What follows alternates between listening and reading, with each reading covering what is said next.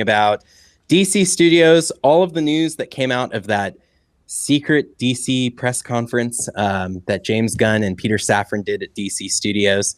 Delays, shakeups, bold moves. Is the DCU in trouble already? Your clickbaity title for the week. But first, as always, I need to introduce my co-host, Evan Swords. Evan, good to see you, man. Hi. Dude, it's been like a mission to record this podcast. It is between you and me this week, man. That's very noble of you to say that, but it was very specifically me causing all of this mayhem and strife. But you know, we fostered a new dog today. Oh, that's fantastic. That's great. So what kind of dog is it? You know, I don't really know how to explain this little dog, as it's just like a tiny little terrier. And this is obviously an audio medium, so I'll just show you a photo. Okay. It's like a tiny dog. This is a little tiny baby. So sweet. So sweet thing. I don't know. But so yeah, that we had to go do that today, and it's good times. But man, DC, you must be you're wearing is that your favorite Superman shirt? Dude, this is my this year, dude. I saw these, so they released the teaser, which we'll discuss on the show today.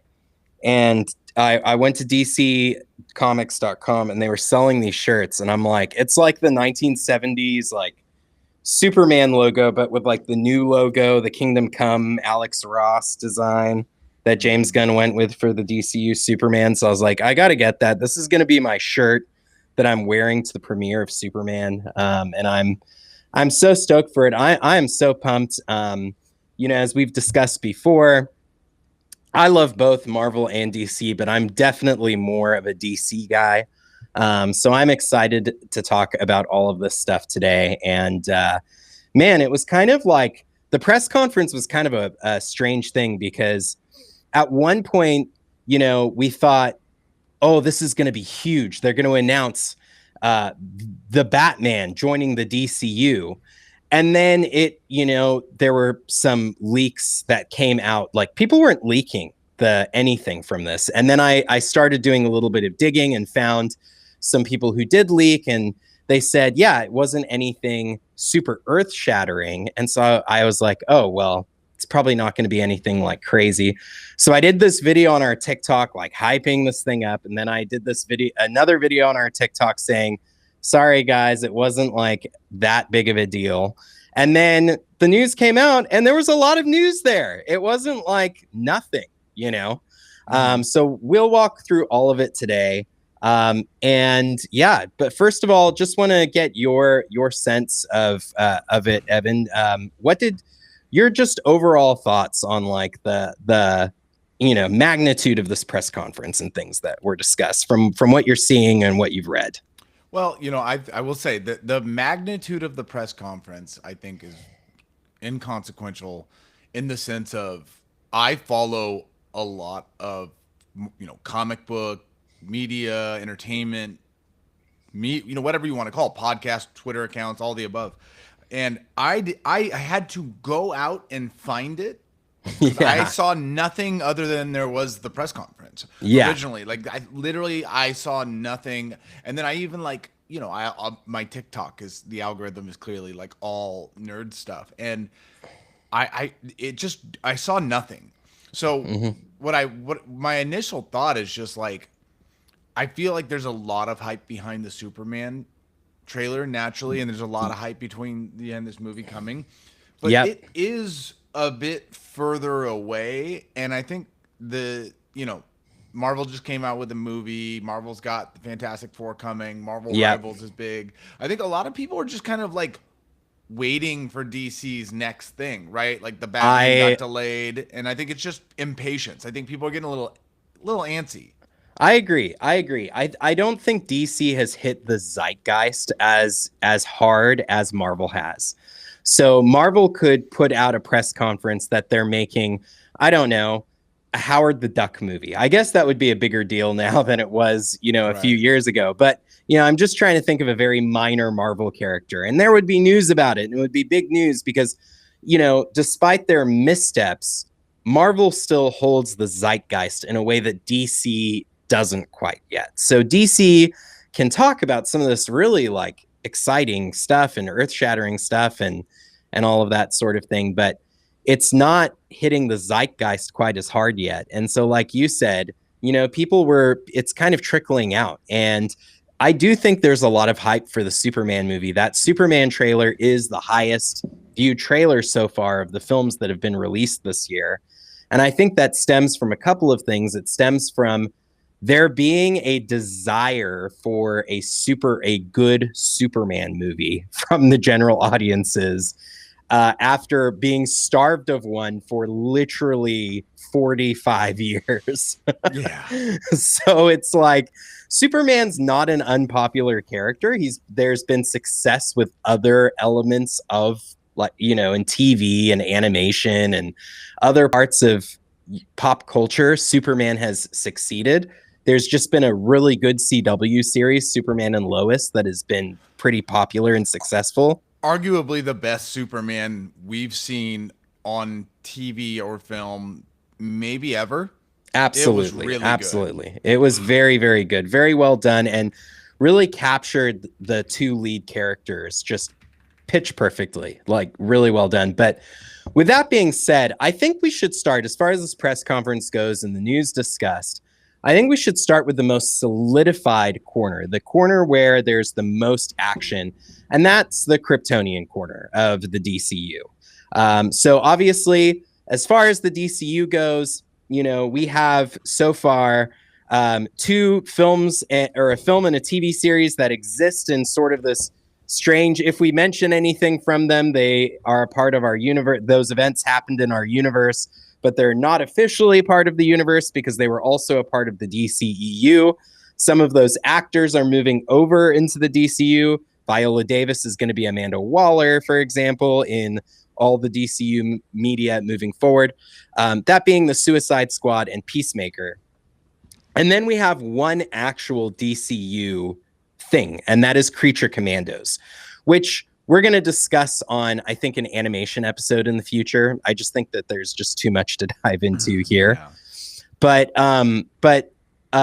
as far as like actual DCU content, the first thing that is going to come out as a live action film that is purely DCU, written for this new universe that James Gunn is starting, it's Superman. It's this new Superman movie. So there was a teaser trailer released a few weeks ago. It was kind of a first look. So my question for you, Evan, is, are we liking what we see so far from this new Superman teaser? What excites you? What doesn't excite you? What are you thinking so far? Just purely from the teaser. I don't think people are as excited as they should be. I cannot stress this enough. I think first off, James Gunn clearly cares. He cares a lot. He cares. You can tell, he's obviously very close to these comics. He like the history of these comics, the little minutiae details about Superman and the logo and the suit, and he's so clearly invested in it at a high level. So that alone, it's nice to see that he cares, because I think that level of passion is why Kevin Feige was so successful with Marvel. And I think that we're going to see that too. Plus, James Gunn deserves all the credit in the world, right? Yeah. Everything he's come out with, for the most part, has been good. Yes, I mean, really, absolutely. Guardians of the Galaxy 2 was a little boring, whatever. Yeah. But when you look at Superman, the cast is perfect. They found a way, because Henry Cavill is the most iconically, like, perfect looking Superman ever. Yep. And they just found a younger Henry Cavill. Yeah. Like, literally a younger Henry. I mean, the Superman looks perfect. The Lois cast is perfect. Nicholas Hoult as Lex Luthor is literally perfect. Perfection. Yeah, absolutely. So when you have a showrunner in James Gunn who clearly cares and wants to do a truly good story that really represents Superman for what he is, which is a beacon of hope, a shining ray of light, all of these things, and you have this incredible cast, it's just immediately in really good hands. Yeah. I one thing I will kind of add is like an end, like a second piece to it. The fact that they brought Guy Gardner in, Oh, which oh is my like gosh. And one of Nathan Fillion is a perfect, right, perfect casting for that. got, Yeah. the Green Lantern. I think there's so much weight and expectation because Ryan Reynolds' film was terrible. Yep. I think just to come out with a Green Lantern property seriously at first would have been almost a bad move.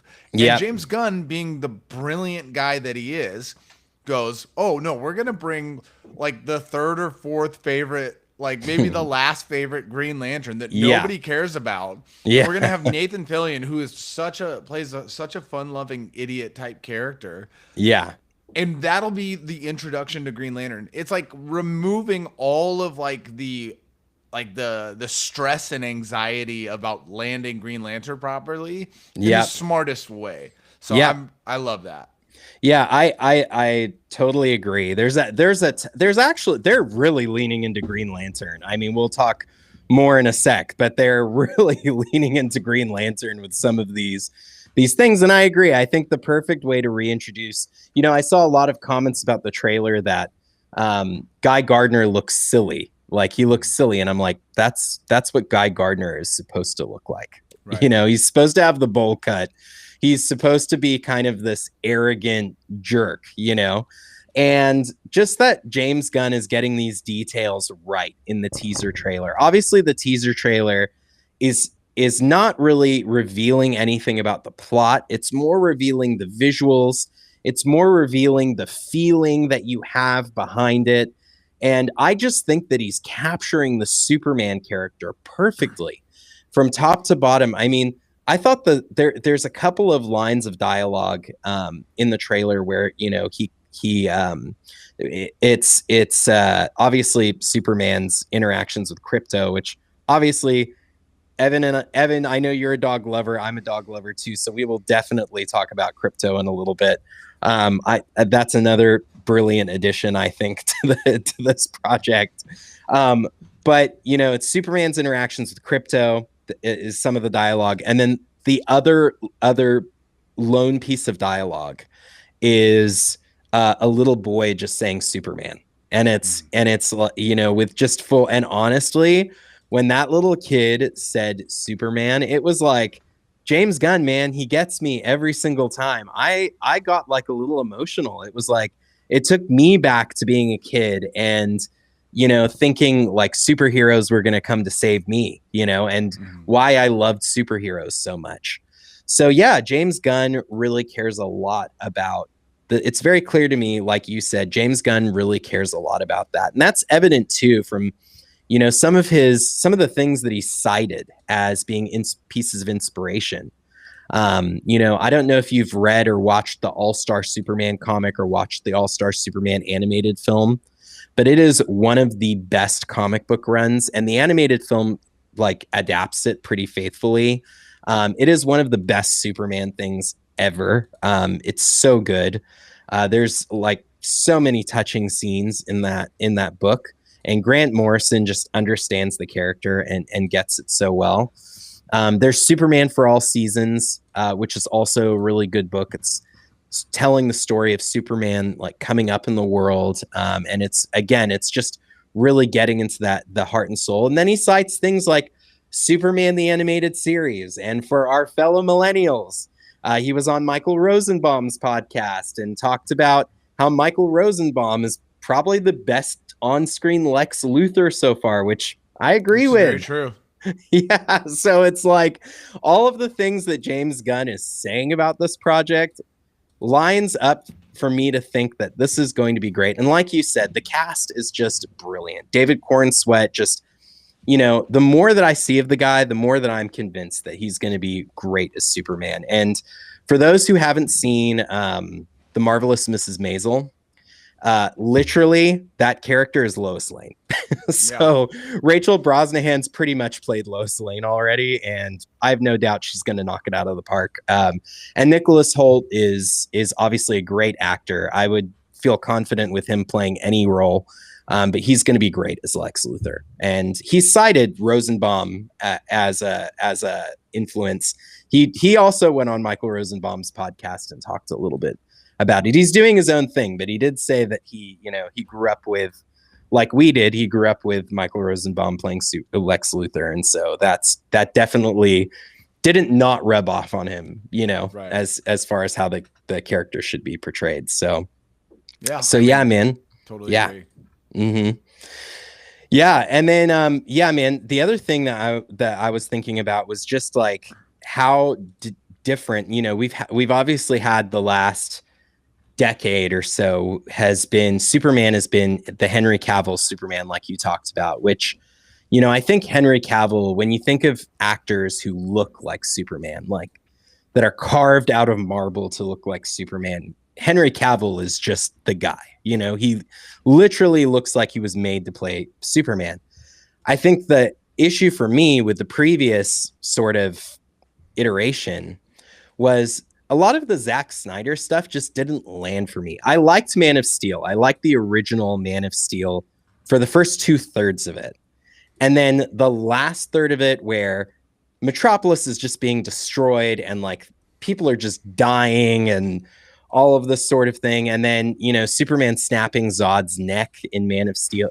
It wasn't Superman to me. And then by the way, real quick, that was one of the best iterations of Dragon Ball Z ever. Oh, yeah. No, great adaptation of Dragon Ball Z. Right. Great Dragon Ball Z movie. Not a great Superman movie, but a good movie overall. Yeah. Dude, Michael Shannon, great Vegeta, like awesome.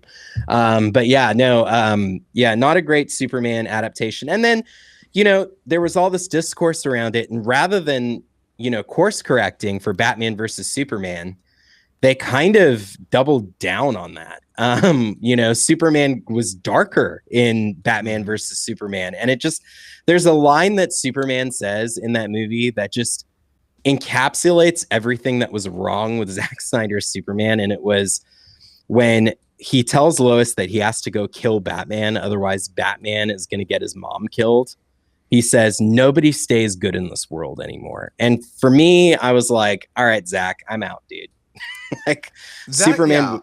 Zack Snyder is the quintessential, I think I'm smarter than everyone, to the point of like, I'm going to do things that are like undisputably stupid, but I think I'm so smart, therefore I can do whatever I want.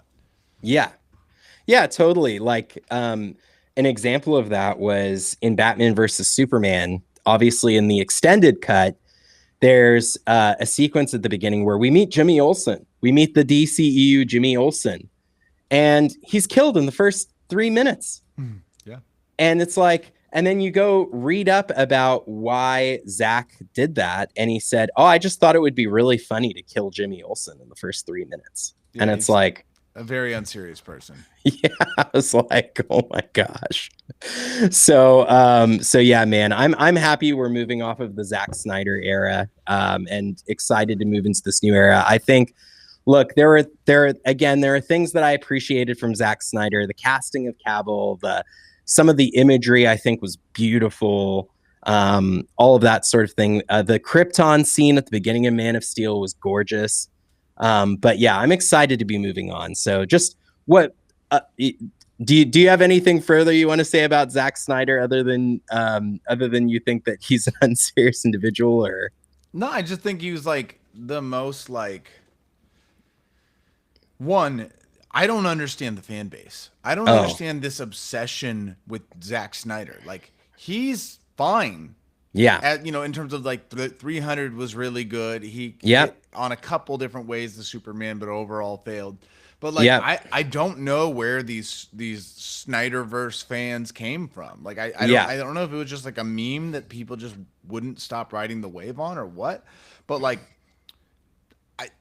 Zack Snyder had no business running a Superman movie, let alone a DC universe, let alone anything. So like, I think him and The Rock really worked well together, where it was like two people with massive egos that clearly were just like blind to what the decisions that they were making being just completely wrong. Yeah. Yeah. Like putting like Black Adam not being in a Shazam movie.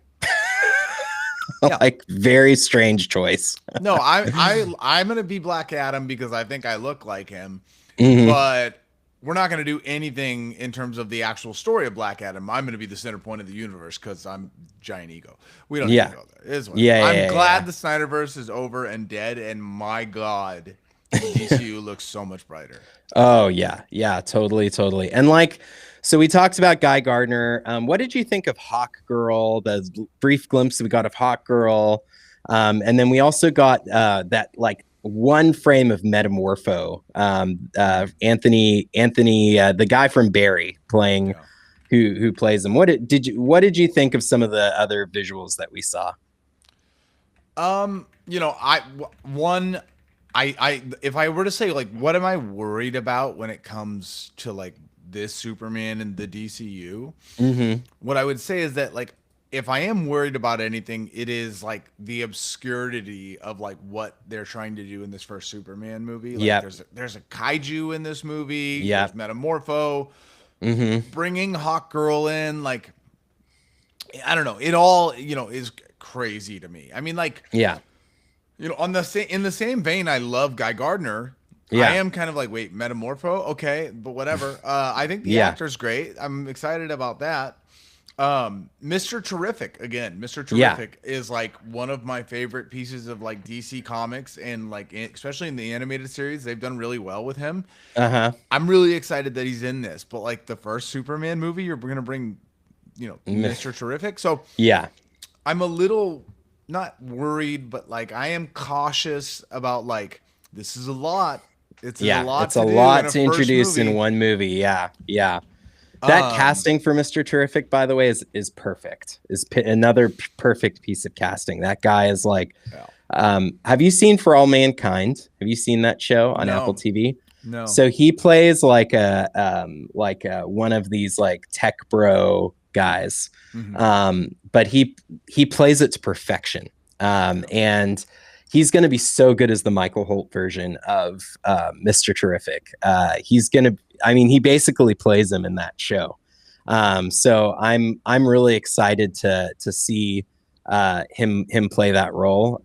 Yeah, I think he's going to be great. Yeah, but they are obscure characters to bring in, and that's kind of a theme of some of these other announcements is there's a little bit of obscurity with some of the choices they're going with in terms of the Right. films and stuff, yeah, and then obviously we'd be amiss without talking about Krypto.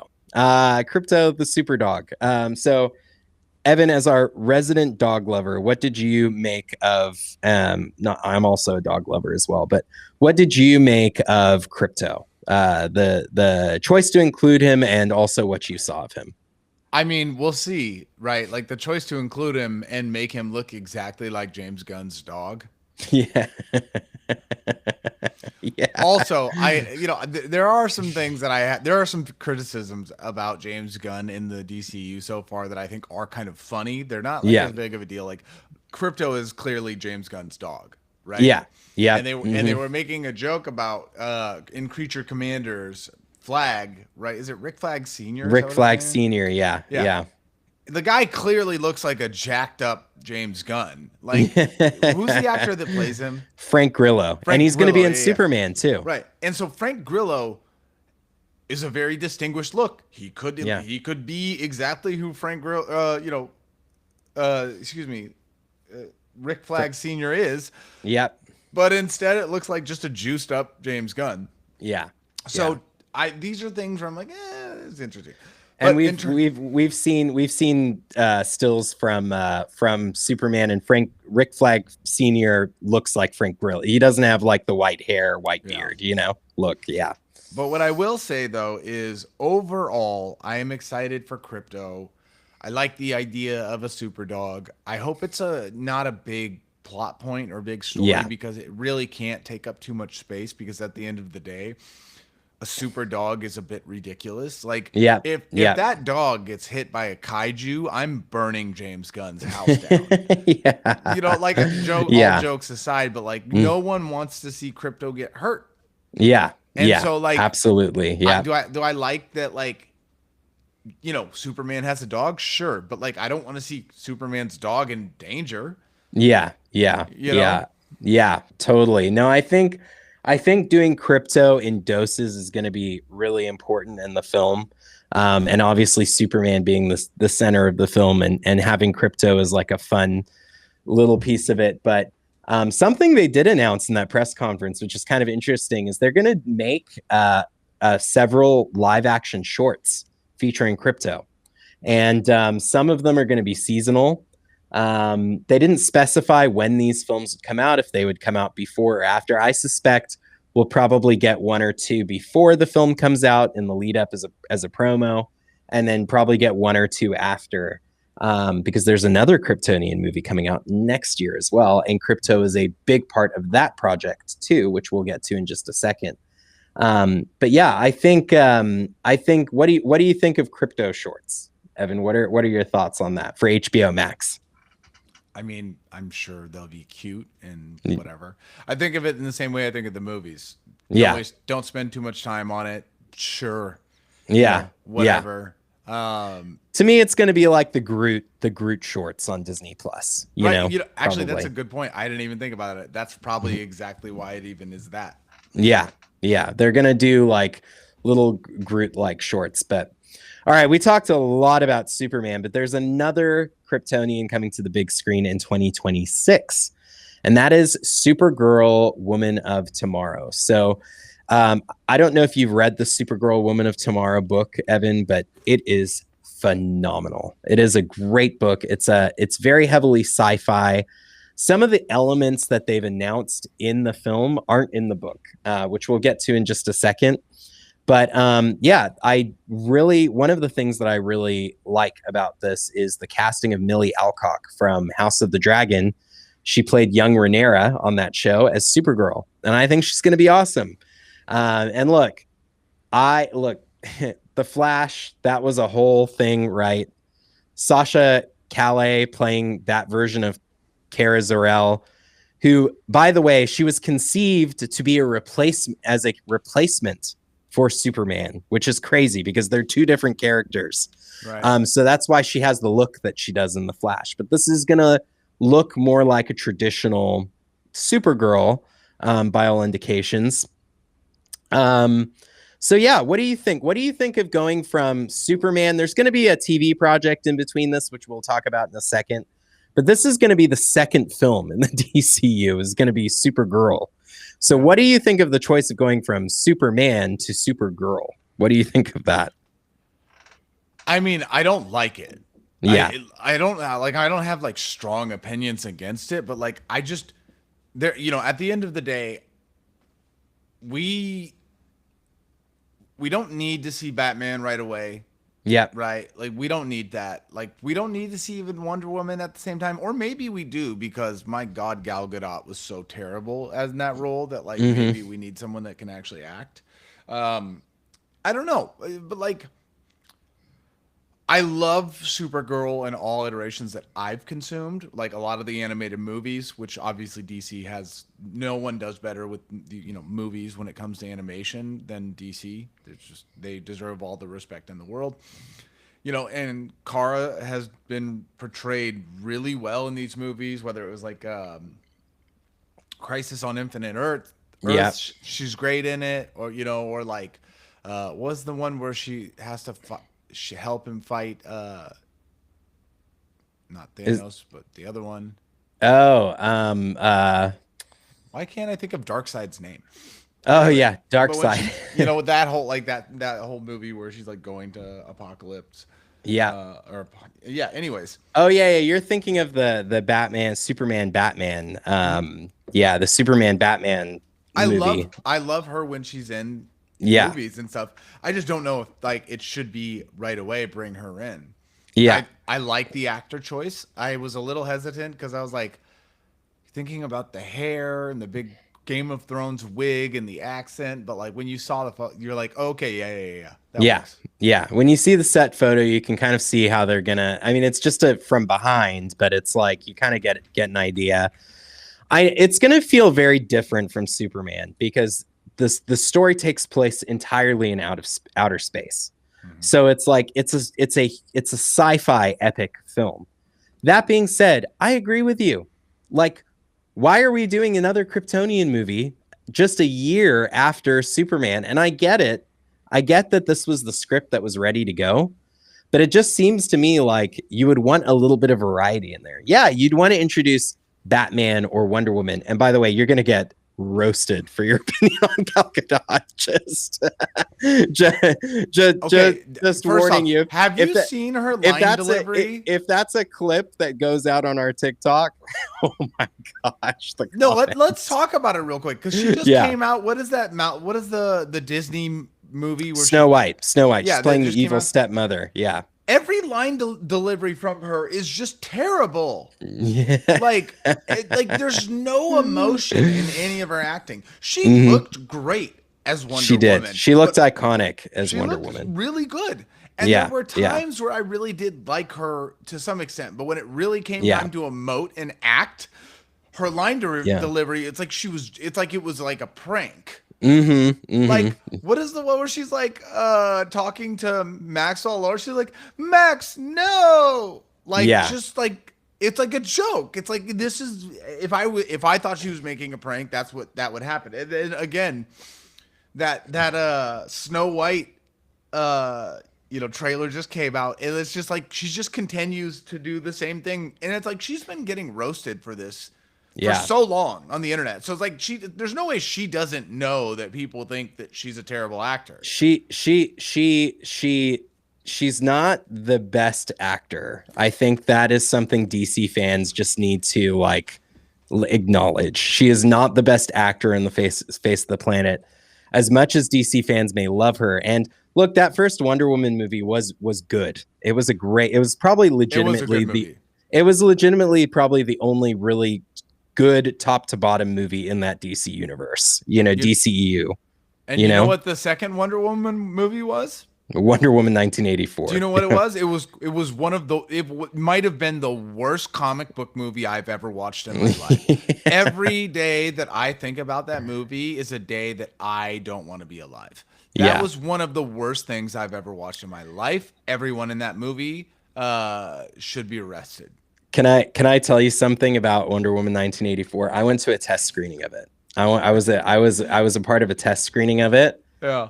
And man, I went into that movie and I watched it and I was like, wow. I was like, stop this. Yeah.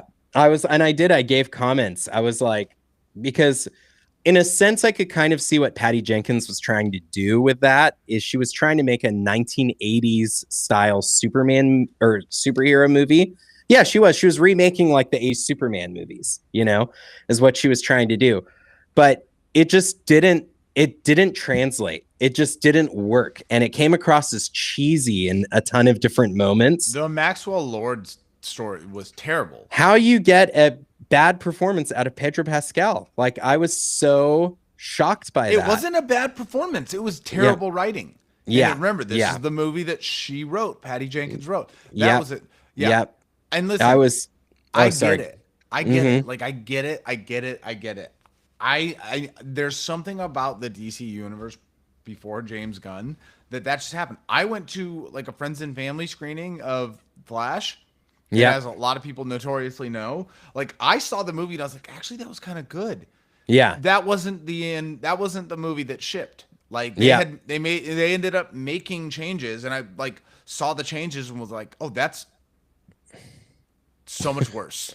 And so like you know what I mean? There was, I don't think for a long time there's been an adult in the room to go, no, that actually sucks. Yeah, like from conception, right? Like, that's the issue. Is a lot of these films were just poorly conceived, and so but back to Supergirl, Woman of Tomorrow, and maybe we can use this as a bridge because he was a part of the old DCEU, and he's joining the DCU again. Jason Momoa is set to play Lobo, which, in my opinion, Evan, is actually a much better role for him to play than Aquaman. But I want to hear your thoughts on that.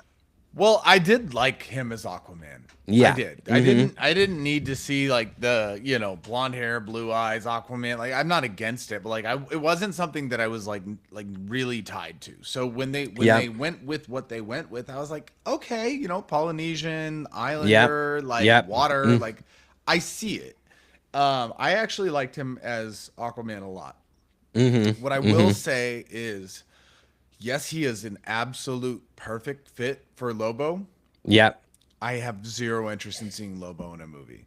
For people that do not understand or might Y- not know, Lobo was quite literally created in a period of time when everything was trying to be marketed as like rock and roll and edgy and too cool Yep. for school. Yep. Like Lobo quite literally came at a time that like was like beyond parody. It was like Yeah. a joke of itself. Spawn was coming out at the Right. time, and all of these dark characters, and yeah. Right. And it was just like Mm. the whole like super rock and roll, edgy, cut off jeans, like Yeah. Yeah. whatever. And it was Mm-hmm.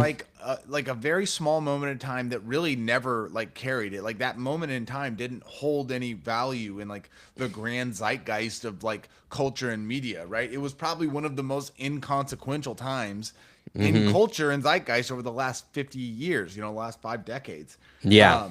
And so they create this character to embody that. And then like DC did something that was smart with it, which was they were like, well, we could probably just use him kind of like how Marvel uses Deadpool. Yeah. Right. Yeah. And that's kind of Mm-hmm. what they did. He's like a joke character. He can't Mm-hmm. die. Like it is, sure.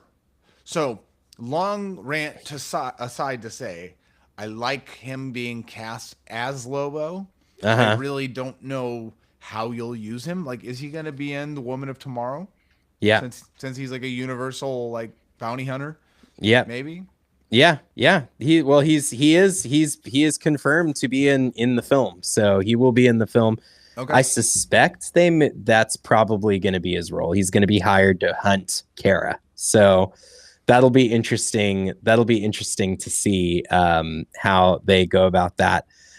As far as Aquaman goes, I have an idea. I have an idea for Aquaman, and again, it harkens back to being millennials and a certain superhero TV show. I think they should get Alan Richardson to play Aquaman again in the DCU. And I think Alan Richardson has become a very good actor over the course of 20 years. I think that he was a terrible actor when he played Aquaman in Smallville. But over the last 20 years, I think that he's actually become a great actor. I haven't watched Reacher, but from what I have seen of Reacher, he seems to be great and people You haven't really watched like him. Reacher? No, I've heard it's Oh, great though. you gotta I've watch heard, Reacher. yeah, I've heard it's Like, awesome. really. Yeah.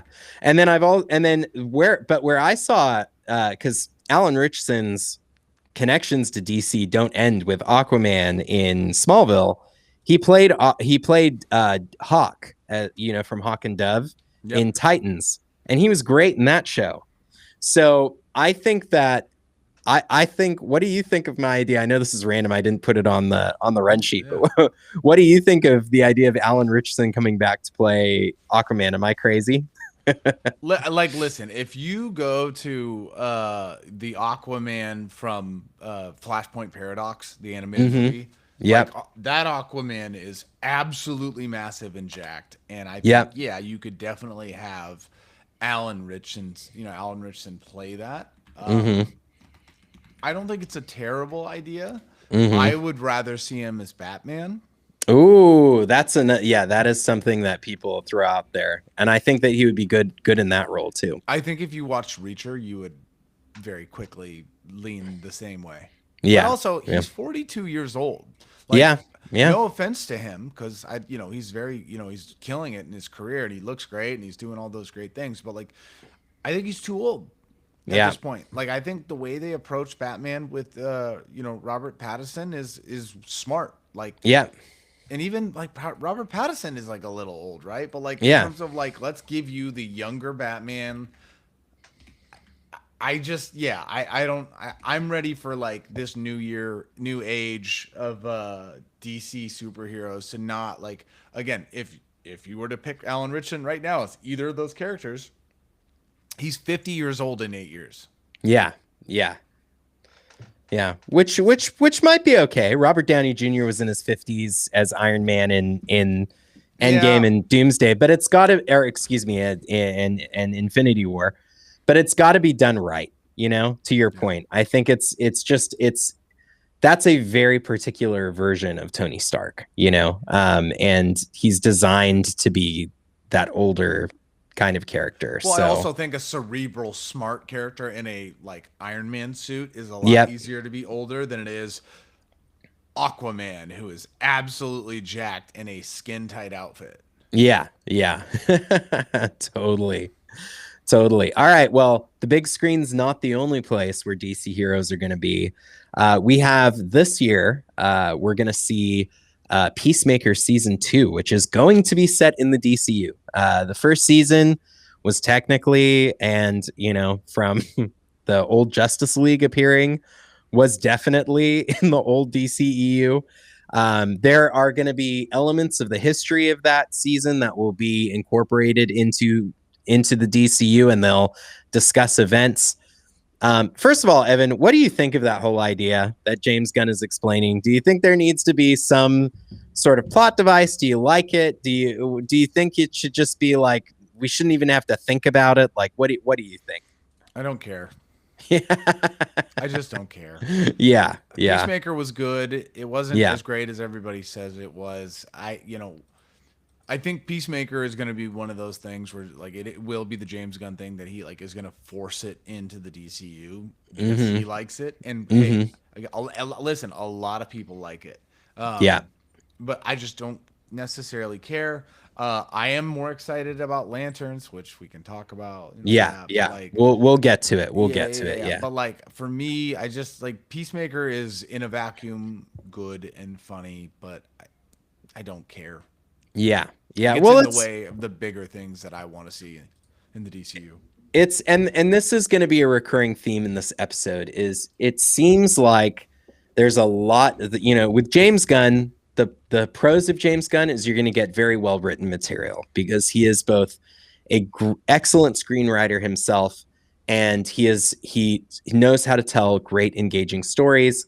So he is going to, with him being in charge, we know that all of the material coming out of the DCU is going to be good. It's going to be well written. Like you said, Peacemaker season 1 is a good, funny show.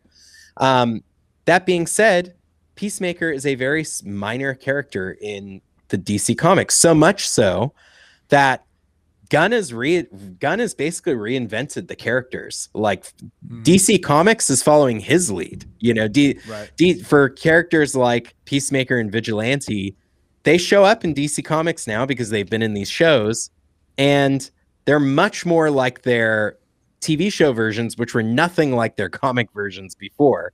And Right. so you're gonna get the drawback of James Gunn is he likes these smaller characters, and so we're gonna get a lot of like these distraction projects with these smaller characters, and we'll talk about that in a little bit with some of the films that are coming out, which are like even I don't really know some of these characters, and I'm a big DC fan, you know. Mm-hmm. But yeah, DC Peacemaker season 2, we don't know a whole lot yet. Like I think we can leave it there. But yeah, I think to your point, there's just you know the focus on the smaller characters is interesting. We can move on to Lanterns. So James Gunn is describing Lanterns as an Earthside True Detective like mystery. We got our first look at Kyle Chandler and Aaron Pierre as Hal Jordan and John Stewart. Of course, Guy Gardner is in Superman. So, what do you think, Evan, so far of what we've seen and heard of Lanterns? I love the screenshot we saw of them both, looking like true detectives. By the way, them in a series of true detectives as like the next guys, like the Yeah, next like would be actual awesome. show would be great. Yeah, But no, I like the idea, Hal Jordan, Green Lantern are, space police, mm-hmm, right? And so the mm-hmm. idea of like detectives, like that is, even though they whatever. I like in a vacuum that I personally, I know, listen, I know that everyone wants Jon Stewart as the Green Lantern, and I am Yep. obsessively excited about Pierre being him because he looks incredible. He's a great actor, so I'm Yep. excited for that. I still wanted Hal Jordan. Yeah. Yeah. I have such a bad taste in my mouth from Ryan Reynolds, who I love, being Hal Jordan and them ruining that movie. So like I wanted to see that. And so now if you're gonna have the entire universe have Hal Jordan be this like 55, almost 60-year-old, like kind of like end of the road washed up detective, like is that going to be good for a true detective style Green Lantern show? Sure, but I Yeah. want Green Lantern in a movie, in a You want Hal Jordan in blockbuster his movie. prime. You want to see Hal Jordan I in want his prime. I want Yeah. Hal Jordan going up against Sinestro, going up Yeah. against Kilowog. Like I want those things. But Mm-hmm. again, for anyone that watched the most recent like DC animated movie, where Jon Stewart's Green Lantern like shows up, and I don't want to give spoilers, because Mm-hmm. again, evil Hal Jordan, like Mm-hmm. if we get this iteration of Jon Stewart, I'll be very excited. I'll be Yeah. very happy. And it'll suck to not have Hal Jordan, but like the DC universe can exist for a long time. Who knows? Maybe we'll get that. I think it's very clear that Jon Stewart is going to be the main Green Lantern in the DCU after this show. I And think he it's has been the main one for most of the time. Like that's yes. Yeah. I mean, since he's been cemented as that in from the Justice League animated series. And Hal Jordan had a renaissance with Rebirth. Yeah, I think that I think it's very clear we're gonna get that. But yeah, I kind of agree with you in a sense, Evan. Like to me, it was a bit, there was a bit of like, could we get a little bit of a younger Hal Jordan? Could we see Hal Jordan in his prime? At the same time, I think if you are gonna go that older Hal Jordan route, and you're not going to go with a big star like a big movie star.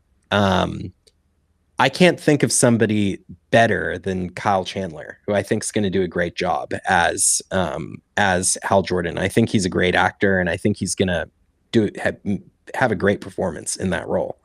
So yeah. I'm excited to see that. I'm interested to see how they're going to use Hal Jordan. Like he's going to be a senior statesman kind of superhero. Is he going to survive the series? Is he going to be in a future Justice League movie in more of a supporting role? Because I'm assuming Aaron Pierre will be the Green Lantern that's part of the Justice League. It'll be interesting to see how they go about that. And there are also rumors that Guy Gardner is going to be in the show too, which is kind of interesting, seeing as tonally it seems very different from what they're doing in Superman. So it'll be interesting to see how they cross genres, because Superman's kind of that tentpole summer fun Superman movie, and then if Nathan Fillion is also in Lanterns, how do they incorporate that? It'll be interesting to see. I mean, if there's one thing James Gunn loves to do, it's have different characters in an ensemble cast that range in different ways. So old brooding Hal Jordan, young youthful badass Jon Stewart, and then goofy Guy Gardner. Like those would technically work well together. I trust ensemble cast. There's no one I trust more than James Gunn. Yeah, absolutely. 100%. 100%. Well, we may be trusting James Gunn with another big property himself. And because I'm going to share a theory with you, but I want to talk about the Batman corner of the DCU. Obviously, this is a big character. This is the kind of the next big casting. First of all, we have this issue of the Batman, right? The Batman was released in 2022. It was quite good. I enjoyed it. I don't know. I actually don't know how you feel about it, Evan. I'd be interested to hear your thoughts on the Batman from 2022. Awesome movie. But very clearly not designed to be a shared universe Batman by any stretch of the imagination. It's, more gritty, I would say, even than the Christopher Nolan versions of Batman, and really excellent. So they have the Batman franchise, but then the Batman is also a central character in the DC universe, and so they have this situation now where they're going to do the Batman Part 2, and Matt Reeves is taking a long time to finish the script. They have not seen a complete script for the Batman Part 2 yet. And I don't think they should rush Matt Reeves because everything that he's done in the last decade and a half has been terrific, you know? Yeah. But by the same token, I'm sure James Gunn wants to get the show on the road with the DCU version of the Batman. And I think James Gunn, and I've said this on TikTok, I've said this in our bonus episode where I talked about all this news. I think James Gunn is writing The Brave and the Bold. Like, I think that's just very clear. He said he's working on a secret project. And then Peter Safran, the co-CEO, said, yeah, we have a writer. We don't want to put a lot of pressure on the guy. You know, like it was kind of like a little tongue-in-cheek joke. So I think to me, it's very clear that James Gunn is writing the Batman. I wouldn't be shocked if he ultimately ends up directing Brave and the Bold as well. I know Andy Muschietti is attached to it, the guy who did The Flash, but you know, I don't know that that's gonna. I don't know if he's still attached to it after The Flash, right? Yeah, Kind of heard that it was not the case. yeah, it's and they were very non-committal on him too in this press conference. They said that he would be the first person to view the script, but they didn't double down or confirm that he was directing. So it's very, very non-committal. But what are your thoughts on I know that's a lot of things I just threw at you, but what are your overall just thoughts on the Batman of it all? Because it's quite complicated. It's complicated for the reasons you just said. The Batman was really good. Robert Pattinson is an insanely talented actor. You can't have that writer, that creator of the Batman who is so talented. You can't look at them and be like, you too bad, either be in the DCU or we're kicking you out. Like he did such a good job and he's such an incredible talent, and Robert Pattinson is an incredible talent that like you just got to keep going. But like listen, you know, Elseworlds might be confusing. But I don't think anyone has in any form of media ever been successful with comic book stuff by not being loyal to the source material to some extent. And Elseworlds has been something that's been very successful in DC for a long time. The Ultimate Universe and Marvel is a completely separate thing. You know, it can exist. You can have this really gritty universe that's realistic. We've had it a bunch of times before. The reason why we will always see the next Spider-Man movie, and we will always see the next Superman movie, and we will always see the next Batman movie is because we cannot and we will never get enough of these stories. Yeah. So is it complicated? Is it hard to navigate? Yes, these are things that are all accurate, but all that matters is that you land the plane. Yeah. If you give me another Robert Pattinson movie and it's in its own world, in the Elseworlds, and it's good, I'm going to be happy. I'm going to love it. And if you immediately afterwards have a different Batman that's not the same actor, I'm going to like it. If it's good. And I will really enjoy it. And I will celebrate that in the zeitgeist of entertainment and culture. Like, that's all that matters. And I think where the executives and like where the money people, where everyone gets like a little tripped up is by having this conversation and then overthinking it, because it's natural to have the conversation like, yeah, this is going to be complicated. But I think the money people, the executives, they probably go, oh, wait, we can't have two Batmans. We can't have the two Batmans. We can't do that. Like the fan base will be confused. What about not the fan base, the regular people? The mom in New Jersey is not going to go buy this. Like they just get so worked up when it all that matters is you make a good story that's entertaining, and people are going to go see the movie, and it's going to get good reviews, and people are going to talk about it, and they'll go. Yep. That's all that matters. Yeah. Absolutely, 100%. And by the way, they're about to lose intellectual property rights for Batman because he's going to be over, I think it's 95 years old. And when a publication turns 95 years old, you lose intellectual property rights for it. And so there will be other studios that make Batman movies, eventually. So that'll be interesting to see. But yeah, no, I think that you're right. I don't think the general audience is going to care that much. The other thing too, James Gunn, the story he's describing for The Brave and the Bold, which is the DCU Batman project, sounds totally different than the Batman. It sounds tonally like it's going to be different.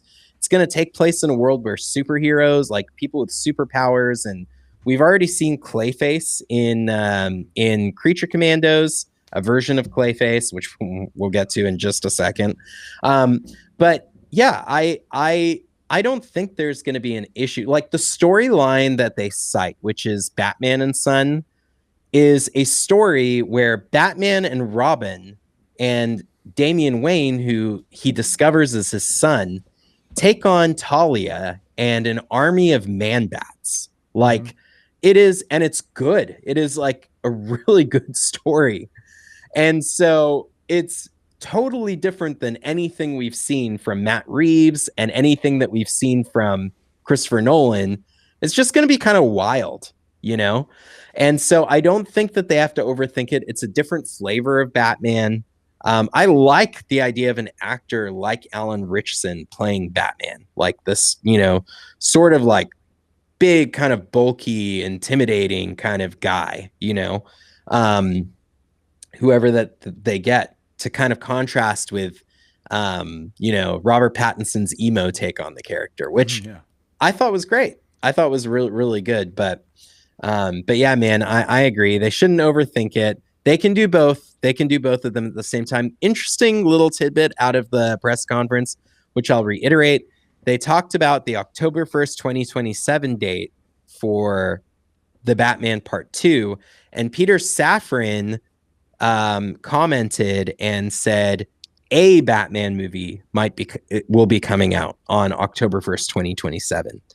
So what do you think? Do you think that was just being silly, or do you think there's a possibility that we could see The Brave and the Bold before the Batman Part 2? What do you think? I mean, I wouldn't be against it. I think it goes back to what we just talked about, right? Like as long as it's good, I'm down. Yeah.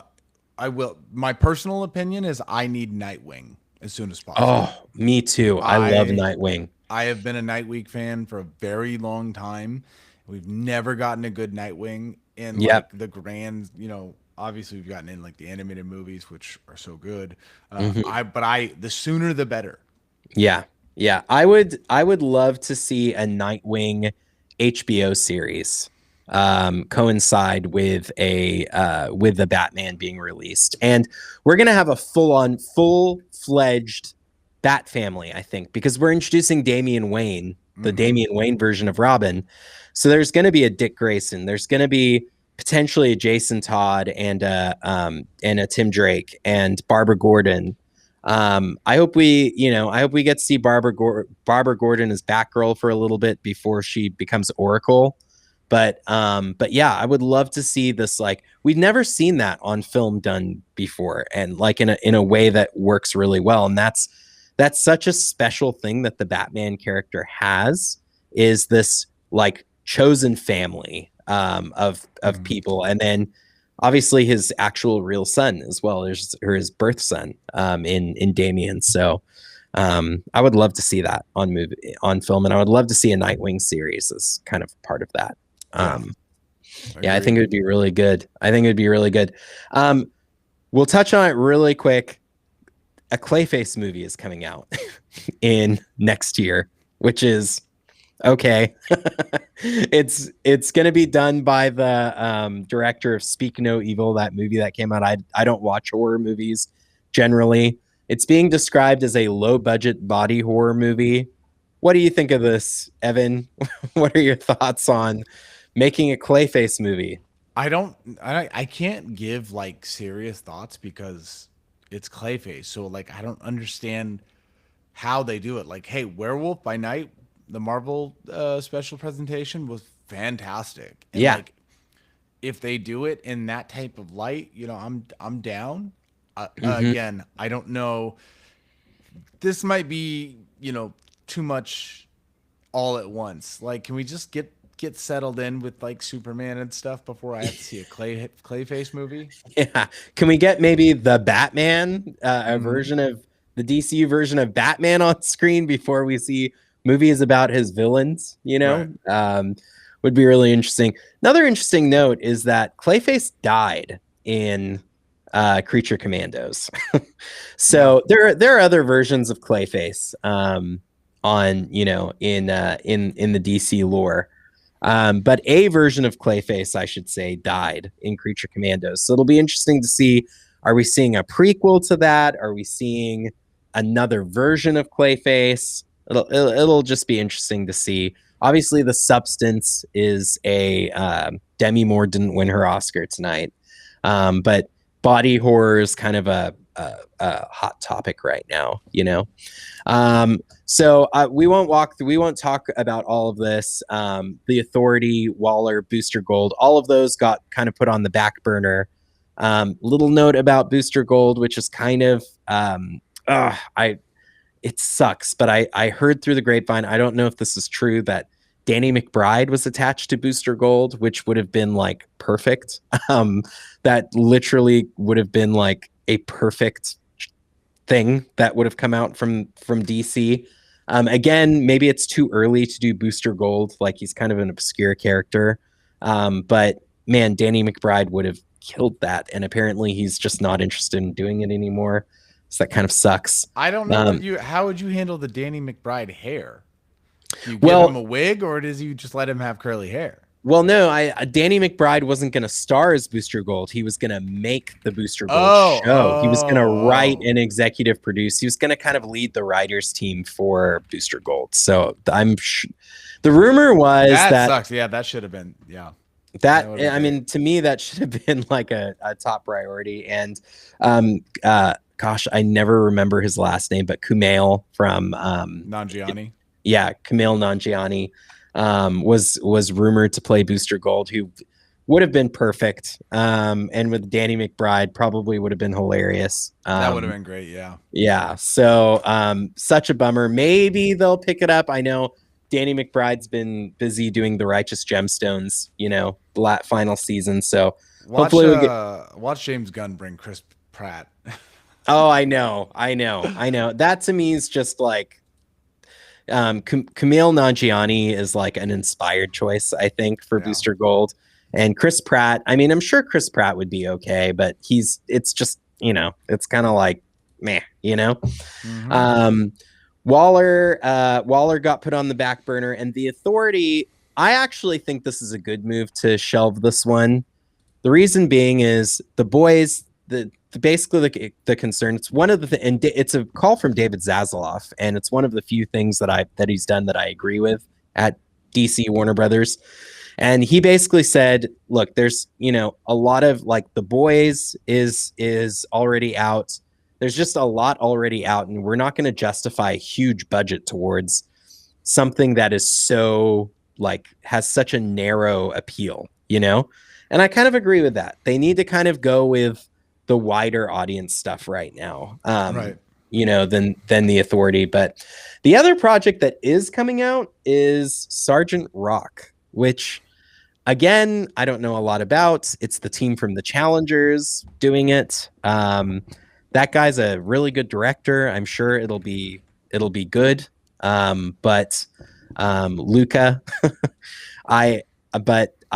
Evan, weird choice, right? Is it weird choice moving forward with Sergeant Rock, right? That seems odd. It's really, it's very weird. And the idea of like having Daniel Craig be it, but now he's like backing out. It's like, how are you backing out of something none of us even know anything about?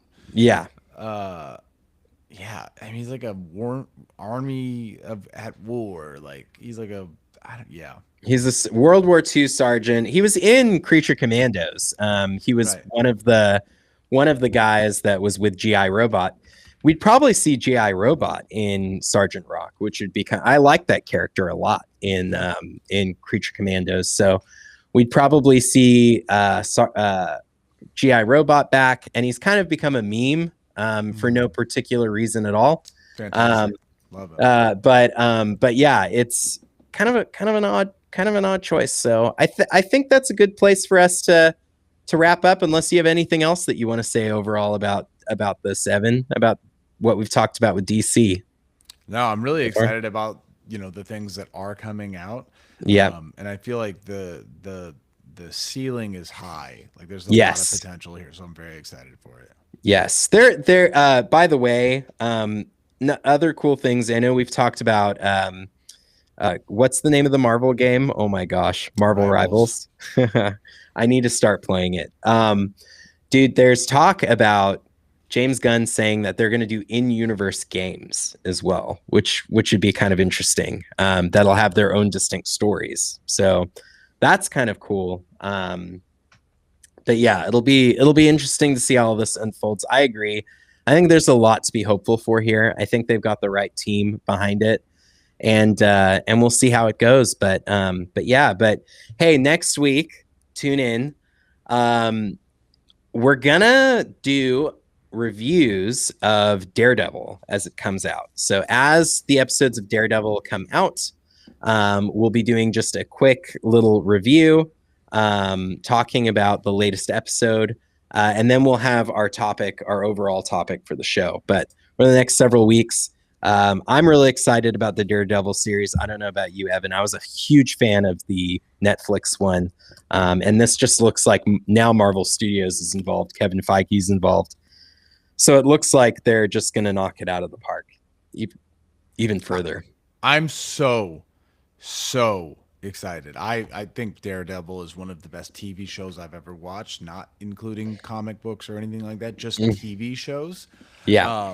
So I'm very excited. Like I've been like not watching any of the stuff that's been coming out because I don't want to see anything. I just want to watch it.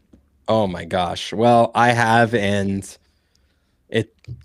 I'm not going to say anything more because I don't want to spoil you, but we will talk about Daredevil coming up and other things. But I think that's where we'll leave it today. But so Evan, thanks as always for joining me, and thank you to the audience for joining us for the show.